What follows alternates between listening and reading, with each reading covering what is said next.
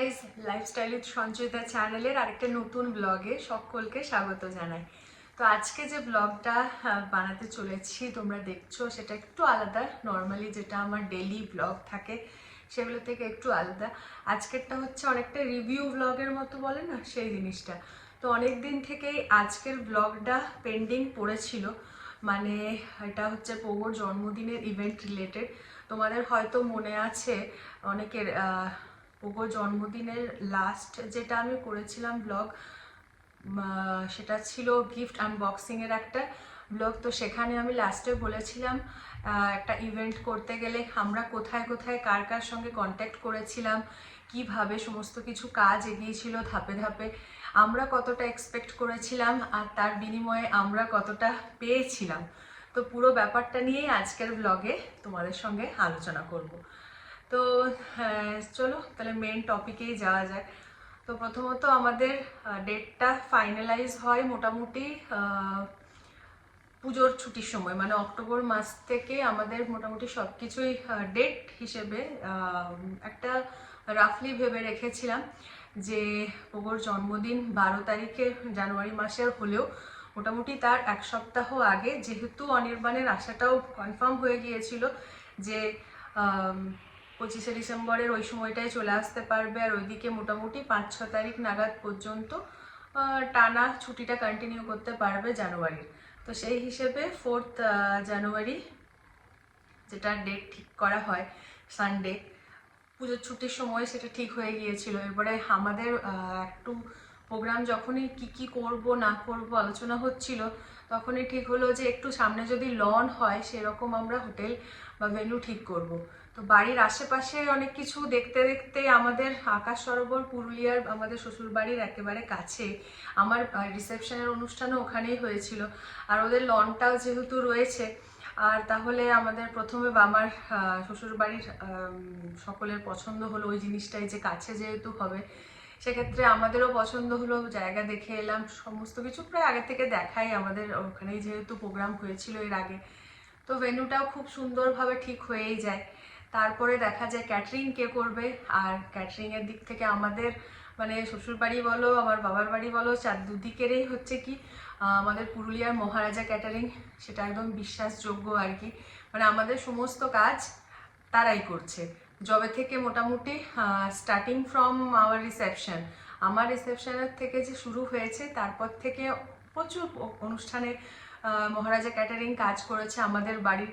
Even not only পুরুলিয়ার বাইরে আমার মামা বাড়িতে যে কাজ করে এসেছে, অনেক জায়গায় আর কি মহারাজা ক্যাটারিংয়ের কাজ হয়। খুব ভালো ওরা কাজ করে, নো ডাউট আমাদের অনুষ্ঠানটাও খুব ভালো আর কি, খুব ভালোভাবে সমস্ত কিছু মিটেছে। তারপরে যায় ক্যামেরাম্যান, অবভিয়াসলি পরে তার সঙ্গেই কাজ করছিল যে জিনিসটা, যে পুরো ব্যাপারটা একদম হেডেক ছাড়া করব আর কি। তো দেখো, যখন একটা বিয়ে বাড়ির অনুষ্ঠান হয় তাতে কি হয়, মেইন অনেক কিছু বিয়ে রিলেটেড রিচুয়াল থাকে যেটা থেকে মানে মানুষজনকে ব্যস্ত রাখা হয়। আর এই সমস্ত কিছুতে কি হয়, জন্মদিন রিলেটেড অনুষ্ঠানগুলোতে সেরকম কিছু করার থাকে না। কেক কাটার অনুষ্ঠান ছাড়া রাতের বেলায় আর কিছু মানে অনুষ্ঠানে কিছু থাকেই না। তো আমাদের একটা চিন্তা ভাবনা ছিল, যেহেতু বাচ্চাদের অনুষ্ঠান, জন্মদিন একটা আমার ছেলের একটা 5 বছরের ছেলের জন্মদিন, আমার ইচ্ছা ছিল যে বাচ্চারা খুব ভালোভাবে যেন পুরো ব্যাপারটা এনজয় করতে পারে, মানে সন্ধেটা যেন বাচ্চারা খুব ভালো রকমভাবে কাটাতে পারে। একটা বাচ্চা ছেলে ভালো রাখতে গেলে, মানে ওদের মন পছন্দ হতে গেলে যে সমস্ত জিনিসগুলো দরকার হয় সেইগুলো যেন অ্যাটলিস্ট থাকে। মানে আমাদের বড়দের কাজে না লাগতে পারলো বা আমরা বড়রা অতটা এনজয় করতে না পারলো, বাচ্চারা যেন ফুল টু এনজয় করতে পারে, সেরকমই একটা চিন্তা ভাবনা ছিল। এরপরে অনির্বাণ যেহেতু বাইরে থাকে, আর আমার একার পক্ষে পুরো ব্যাপারটা আমি হ্যান্ডেল করতে মোটামুটি পারলেও যোগাযোগ কোথায় করব খাপছাড়া ভাবে, সেইগুলো একা পসিবল না কখনোই আমার একার পক্ষে। তো আমরা চিন্তা ভাবনা করেছিলাম এমন একজন ইভেন্টকে খুঁজে বার করা পুরুলিয়ার মধ্যে যারা অ্যাটলিস্ট আমাদের এই সমস্ত ক্রাইটেরিয়াগুলো ফুলফিল করবে, আর মানে একটু কিছু ভালো রকম কাজ করবে আর কি। সেই মতো আমরা অনেক ভিডিও দেখি পুরুলিয়ায় যারা ইভেন্টের কাজ করছে, সেগুলোর মধ্যে থেকে খুঁজে পাই জানা ইভেন্টকে। আর জানা ইভেন্টের কাজ দেখি ইনস্টাগ্রাম পেজে, খুব ভালো লাগে যে পুরুলিয়াতে এই ধরনের কাজ হচ্ছে। আমাদেরও ইচ্ছা হয়েছিল, মানে পোগোর যেহেতু মুখে ভাতের অনুষ্ঠান করোনার মধ্যে থেকে পেরিয়ে গেছে, তাহলে সেরকমভাবে হয়নি। প্রথম বছর জন্মদিন, তারপরের অনুষ্ঠান ছিল, সেটাও হয়নি লকডাউনের কারণে। তো তবে থেকে একটা ইচ্ছা কি ছিল যে হ্যাঁ 5 বছরের অনুষ্ঠানটা একটু ভালোভাবে করব। আর মানে ওই 5টা বছরের এক একটা দিন আমরা অনেক কিছুভাবে প্ল্যানিং করে গেছি, একটু একটু একটু করে, যে এটা করলে কেমন হয়, ওটা করলে কেমন হয়। মানে আমার আর অনির্বাণের দীর্ঘ 5 বছরের অনেক কিছু প্ল্যানিংয়ের একটা ফাইনাল দিন বলতে গেলে সেই দিনটা ছিল। তো সেরকমভাবে প্রথম দিন মানে ওই অক্টোবর মাস থেকেই আমরা জানা ইভেন্টের সঙ্গে যোগাযোগ করি, তারাও আসে। তারাও প্রথম মানে ফোন নাম্বার যখন নেওয়া হলো, ওই সময় থেকে মোটামুটি অক্টোবর মাসের কি বলবো, এবছর তো দুর্গাপূজা জলদিই ছিল, তাহলে সেপ্টেম্বর মাস থেকেই ব্যাপারটা, মানে সেপ্টেম্বরের এন্ড থেকেই ব্যাপারটা চলছিল। তো সেই ওয়াইজ তারা থিম সিলেক্ট করতে দেয় আমাদেরকে। অনেকগুলো থিমের মধ্যে থেকে আমরা ডাইনোর থিমটাকে পছন্দ করি। আমাদেরকে কিছু ক্যাটালগ দেখানো হয় যে এরকম এরকম হতে চলেছে, মানে এরকম এরকম হতে পারে আর কি। ইভেন আমি ওটাকে জিজ্ঞাসাও করি যে এতটা করতে পারা যাবে, বলছে না এতটা হবে না, কিন্তু এতটা না হলেও এতটা আমরা করতে পারি। তো সেই ওয়াইজ এই একটা বাজেট ঠিক হয় যে আমরা এই বাজেটের বিনিময়ে আমরা এই এই জিনিসগুলো পেতে পারি। ফুল কন্ট্যাক্ট দেওয়া হয়েছিল, মানে খাওয়া দাওয়া আর মানে ক্যাটারিং ব্যাপারটা বাদ দিয়ে আর ক্যামেরার ব্যাপারটা বাদ দিয়ে যা কিছু থাকে একটা যে কোনো অনুষ্ঠানকে সুন্দরভাবে পরিচালনা করার জন্য সমস্ত কিছুটাই জানা ইভেন্টের দায়িত্ব দেওয়া হয়েছিল। তো বলতে গেলে আমি এবারে বলতে বাধ্য হচ্ছি ব্যাপারটা, আমি একদম স্যাটিসফাইড নই মানে জানা ইভেন্টের কাজ নিয়ে। কারণ তারা এক বলে আমাদের কাছ থেকে কাজ নিয়েছে, ঠিক আছে, এক কাজ আমরা সেদিনকে দেখতে পাচ্ছি। এরপরে আমার একার পক্ষে কি অনির্বাণের একার পক্ষে ব্যাপারটা আমাদের দুজনের সঙ্গে কথা হয়েছে মেনলি, আর কেউ ছিল না এই ব্যাপারটার মধ্যে ইনভলভ। তাহলে সেদিন অনুষ্ঠান যে পরে যখন দেখছি যে এইরকম হচ্ছে, আমি ঠিক আছে হয়তো এটা হচ্ছে, এখন আরও মেন অনুষ্ঠান রাত্রিবেলায়, তখন হয়তো আরেকটু কিছু আমরা দেখতে পাবো এক্সট্রা, আরেকটু কিছু ধীরে ধীরে সেজে উঠবে।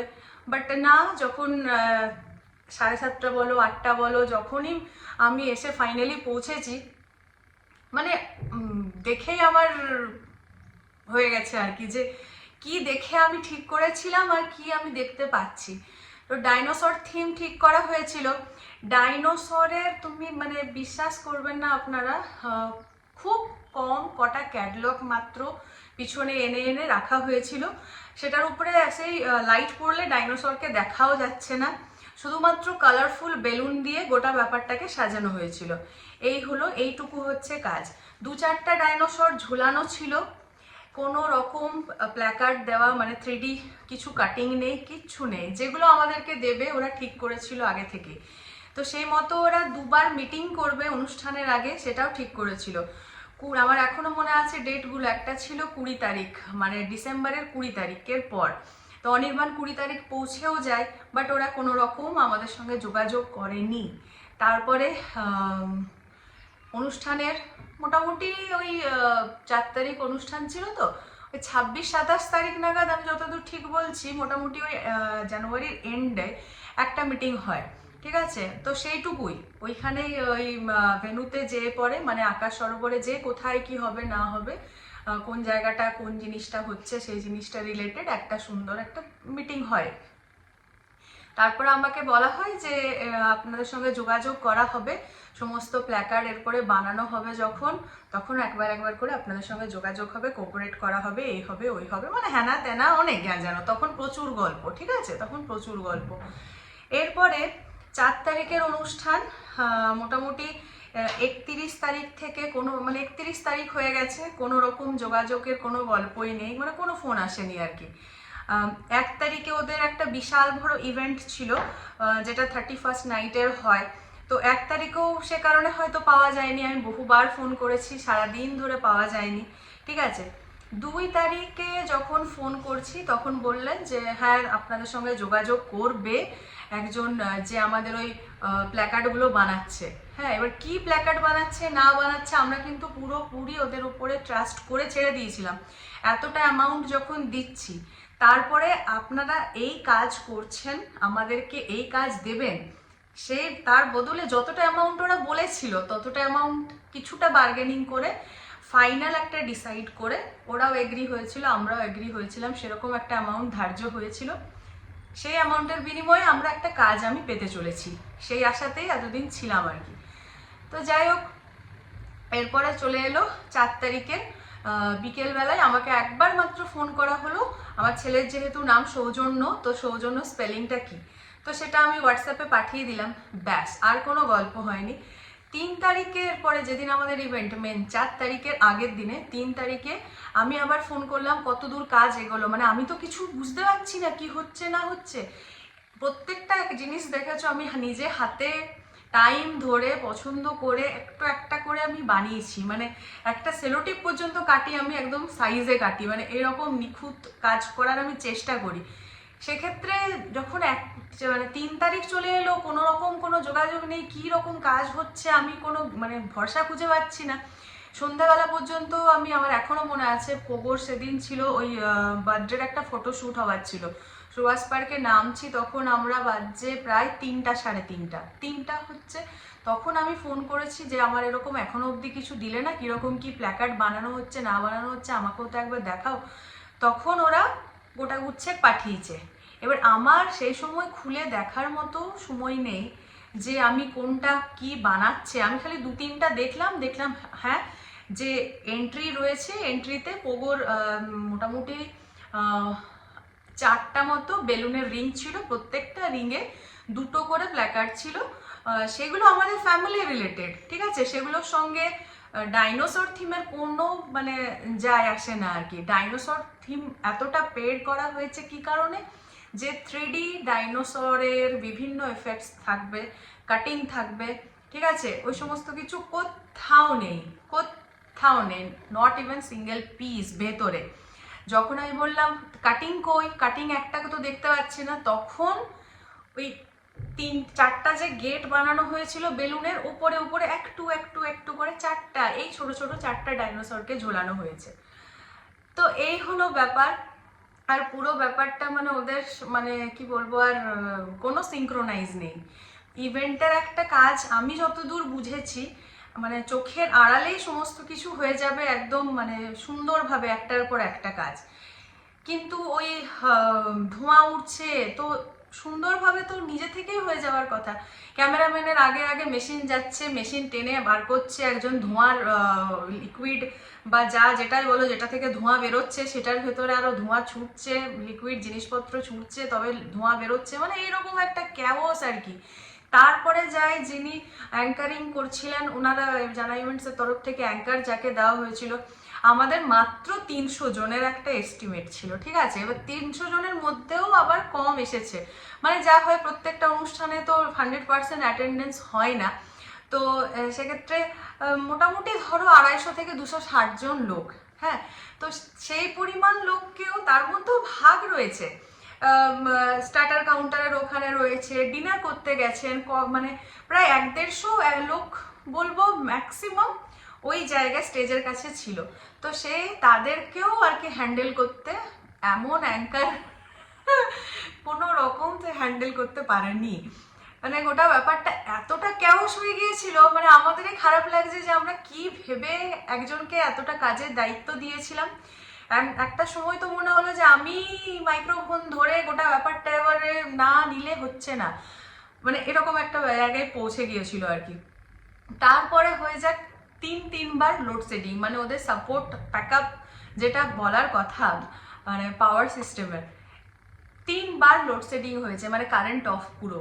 একটা অনুষ্ঠান চলছে তার মধ্যে 3বার যদি পাওয়ার কাট হয়, সেটা ঠিক আছে, মানে তাও হওয়া উচিত নয়, কিন্তু তাও বুঝলাম টেকনিক্যাল ইস্যুসগুলো আমি বাদ দিলাম।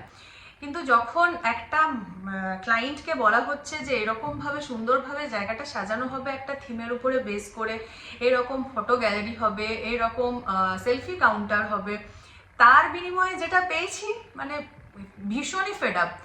একটা জিনিস দেখিয়ে তোমাদের আমি কি বলবো, আর একটা ছবি দেখিয়ে আমাদেরকে দেখানো হয়েছিল এটা হবে সেলফি কাউন্টার। ঠিক আছে, এটার আমি এরকম সামনে একটা বক্স মতো করে দেওয়া হবে, যার সামনে যখনই যে যাবে যেন ওই বক্সের বাইরে থেকে ছবিটা তুলবে, এই সাইড থেকে সুন্দরভাবে যেন দাঁড়ালেই ছবিটা ওঠে, মনে হয় যেন আমি একটা ফটো ফ্রেমের ভেতরে দাঁড়িয়ে রয়েছি। সেরকম কিছু করলো না, ঠিক আছে। নিচটায় কোনো রকমে HBD পোগো লেখা রয়েছে, লেখার মধ্যে কোনো ফিনিশিং নেই। কোথাও আপনি দেখতে পাবেন না গোটা মানে মাঠ জুড়ে সৌজন্য নাম লেখা আছে, কোথাও দেখতে পাবে না 5 years লেখা আছে, মানে খাটেই নি, কোনো রকম চিন্তা ভাবনা নেই আমাদের অনুষ্ঠানটাকে নিয়ে। তারপরে যে মানে ফটো বুথ যেটা করা হয়েছে, মেমোরি বুথ, তোমরা দেখেছো হয়তো আমার ব্লগ, যারা বহুদিন থেকে দেখো, আমি কত ছবি তুলেছি পোগোর, মানে প্রত্যেক মাসে মাসে আমি ফটোশ্যুট করেছি, নট অনলি সিঙ্গেল, এত এত থিমের উপরে বেস করে পোগোর ওই 1 মাস বয়স থেকে আমি ছবি তুলে যাই, ঠিক আছে। এবার ওরা যখন বললো যে এরকম, আমারও ইচ্ছা ছিল মেমোরি বুথ একটা আমি বানাবো, যখন সুন্দরভাবে এরকম বানানো হচ্ছে, ওরা কাজ করেছে, ওদের যেহেতু কাজ দেখেই আমি ওদের সঙ্গে কন্ট্যাক্ট করেছি, ওরা এক সুন্দর জন্মদিনের প্রোগ্রাম করেছে বেশ কতকগুলো, সেগুলো দেখেই এত কন্ট্যাক্ট করা, তো সেখানে খুব সুন্দরভাবে করা হয়েছিল। ইভেন তো আমি অনেক ছবি পাঠিয়েছি, প্রচুর ছবি পাঠিয়েছি। এবার যখন আমি সেলফি কাউন্টার দেখলাম আর মেমোরি কাউন্টার দেখলাম, মেমোরি বুথ দেখলাম, মানে এতটাই ফেড আপ হয়েছি, আমার মনে হচ্ছিল ওখান থেকে ওটা সরিয়ে দিই, ওটা না থাকলেই ভালো হতো, এরকম একটা ব্যাপার। তো পরে যখন এরপরে অনুষ্ঠানের পরের দিনেই এবার প্রত্যেকটা পেমেন্ট ওদেরকে ধাপে ধাপে দিতে হয়, এই দিনে এইটা, এই দিনে এইটা, এই দিনে এটা, মোটামুটি ওদের পেমেন্টের যেদিন থাকবে সেদিন ওরা আপনার সঙ্গে যোগাযোগ করবেই, ঠিক আছে। তো সেই হিসেবে ওরা যোগাযোগ করেছে, ফাইনাল পেমেন্ট কাজের মানে একটা অ্যামাউন্ট বাকি থাকে, সেটা ওদের কাজের পরে নেই, কাজের পরে মানে পরে বিশাল না, নেক্সট মানে যেটা যেদিন হবে ইভেন্টটা তার পরের দিনই নেবে আর কি, এরকম একটা ব্যাপার। তো ডেটগুলো আগে থেকে ওদের ক্লিয়ার থাকে যে এই তারিখে এত অ্যামাউন্ট করে দিতে হবে, ঠিক আছে। এবারে লাস্ট যে অ্যামাউন্টটা হবে দিতে হবে সেটা হচ্ছে ইভেন্টের পরের দিনই। তো যাই হোক, আমি ইভেন্টের পরের দিনই টাকা নেওয়ার জন্য ওরা যোগাযোগ করে, আমি বললাম দাদা একবার আসতেই হবে, অন্য কারোর হাতে আমি লাস্ট পেমেন্টটা দেবো না। তো যাই হোক, দাদা আসে, এসে পরে আমি যখন সমস্ত আমি বলি যে এরকম এরকম ব্যাপার, আমি তো এরকম করেছি, এরকম এরকম আমার এক্সপেকটেশন ছিল, তার জায়গায় আমি কি দাঁড়িয়ে দেখলাম, তখন আমাকে বলা হলো যে হ্যাঁ দিদি একটু ভুল হয়ে গেছে, আরেকটু করা যেত, হ্যাঁ আরেকটু করা যেত। আমি কি এক্সপেকটেশন নিয়ে তোমাকে আমি কাজ দিয়েছি, মানে কোনো রকম ভাবে আর কি ওই হয়ে গেছে হয়ে গেছে হয়ে গেছে। তো হয়ে গেছে বললে তো হয় না, আমাদের আজ 5টা বছর ধরে আমরা একটু একটু করে সাজিয়েছি দিনটাকে, এতটা অ্যামাউন্ট পে করছি, প্রচুর এরকম অনেক ছোটোখাটো ছোটোখাটো ছোটোখাটো যেগুলো ওদের চোখে ছোটোখাটো মনে হয়েছে, হ্যাঁ এটা এমনি এটা এমনি, কিন্তু আমাদের কাছে কিন্তু খুব বড় একটা ইস্যু, কারণ আমরা ওটার জন্য পেড করছি প্রথমত, আর পয়সা জিনিসটাও আসে যায়, ছেড়ে দিন বাদ দিলাম, কিন্তু ওই দিনটা কি আসবে আর আমাদের জীবনে? এত বছর ধরে আমরা একটা দিনের জন্য প্ল্যানিং করছিলাম, সেটাকে ওরা এইভাবে আর কি মানে কি বলবো জলাঞ্জলি দিয়ে দিল। একটা সত্যি কথা বলতে একটা ইভেন্ট ম্যানেজমেন্ট হয়তো মানে 10টা বছরে কাজ করলে 6টা কাজ ভালো করে আর 4টা কাজ খারাপ করে, মানে 6টা কাজ করবে প্রমোট করার জন্য নিজেকে, বিশাল কাজ করে দেখাবে আর কি, কারণ তাদেরকে ওটা দেখিয়ে আবার নেক্সট কাজ পেতে হবে, ওর জন্য খুব ভালো কাজ করবে আর কি। হয়তো তারা ওই 6টা কাজ করতে যে নিজের লাভের অংশটুকুটা সামান্য রাখবে, আর বাকি যে 4টা কাজ করবে সেটা তারা হয়তো প্রমোট করবে না, কোথাও দেখতে পাবে না সেই কাজগুলোর হদিশ, না ওদের সোশ্যাল মিডিয়া চ্যানেলে, না ওদের মানে অন্য প্ল্যাটফর্মে কোথাও দেখতে পাবে না। ওই কাজগুলো হচ্ছে ওদের ইনকাম করার সোর্স, ঠিক আছে। মানে ওরা ওই টার্গেটেই থাকবে যে আমি এটাকে একদম মানে বেস লেভেলে যতই আমি এক্সপেক্ট করাই মানুষকে, করব আমি এই লেভেলের, আর ম্যাক্সিমাম ইনকামটা আমি ওইখান থেকে করব। আমাদের কাজটা হচ্ছে সেই ধরনের একটা কাজের মধ্যে পড়ে গেছে, কিছু করার নেই, আমাদের কপাল খারাপ, না হলে আমি তো আরো 5টা ভালো কাজ দেখে ওনাদের সঙ্গে যোগাযোগ করেছিলাম। তো এই হলো ব্যাপার, যারা ইভেন্টকে দিয়ে কাজ করাচ্ছ সত্যি কথা বলতে তারা একটু ভেবেচিন্তে কাজ করাবে, নট অনলি জানা ইভেন্ট, আমি অন্যান্য কথাও বলছি, মানে আমার মতো চোখ বন্ধ করে বসে থেকে সমস্ত দায়িত্বটা তাদের হাতে দিয়ে নিশ্চিন্তে থাকো না আর কি। আমি ভাবছিলাম যে হয়ে যাবে সুন্দরভাবে, কিন্তু এক্সপিরিয়েন্স ভীষণই খারাপ।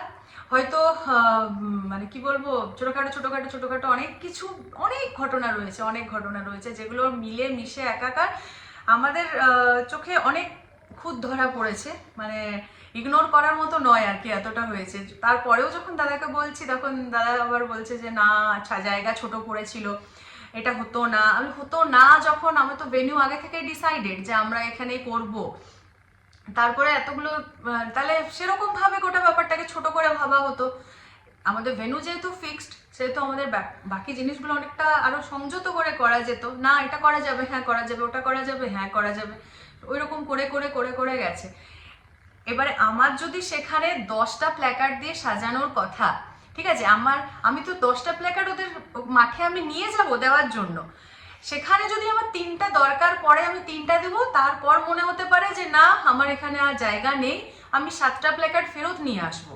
কিন্তু ওদের প্রবলেম হলো ওরা নিয়েই যায়নি, ওরা বানায়নি, ওরা সময়ই দেয়নি আমাদের ইভেন্টটাকে নিয়ে, বুঝতে পারলে? মানে এইরকম ভাবে গেছে পুরো ব্যাপারটা। যাই হোক, কিছু করার নেই, ওটাই আবার বলবো, ভেবেচিন্তে ফার্দার কোনো ইভেন্টের সঙ্গে কাজ করলে ভেবেচিন্তে ডিসাইড করবে। আর যদি ইভেন্টকে দিয়ে কাজ করাচ্ছেও তাহলে আমার মতো আনফর্চুনেট না হয়ে গেলেই ভালো। All the best for your future events.